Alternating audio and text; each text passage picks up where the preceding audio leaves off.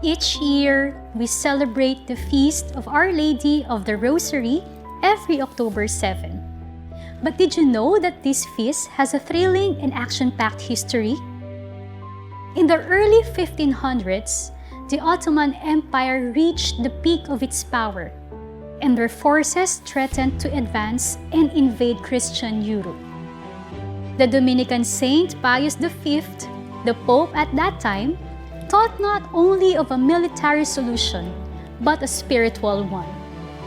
Thus, he called on the faithful to implore the help of heaven through the praying of the Holy Rosary. The Ottomans, who had never lost a major naval battle for almost 2 centuries, outnumbered the Christian forces. At first, even the wind seemed to go against the Christians, but the tide soon turned in their favor. The battle went on from morning until evening, and at the end of the day, the Christian forces won the decisive battle, which came to be known as the Battle of Lepanto, the largest naval battle ever fought since classical antiquity, with more than 150,000 people and 490 ships. The date was October 7, 1561. Back in the Dominican headquarters of Santa Sabina, the saintly Pope was granted a vision of the miraculous victory that had been won while he himself was praying the Rosary. When the official news arrived, he thanked God for His divine protection and Our Lady for her powerful intercession.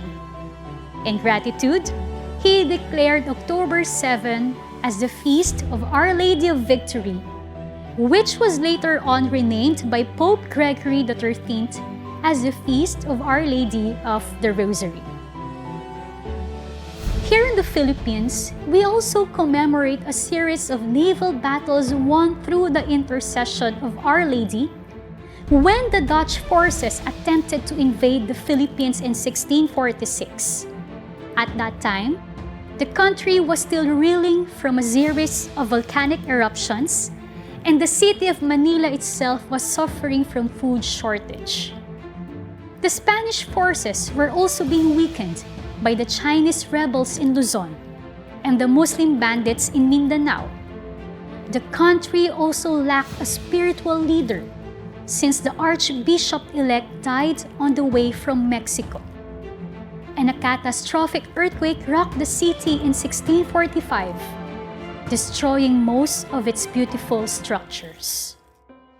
Despite all these setbacks, the Christian forces stood their ground and valiantly defended the country, seeking the protection of God by praying the Holy Rosary. Although their ships were old and their forces were outnumbered, only 15 soldiers died on their side.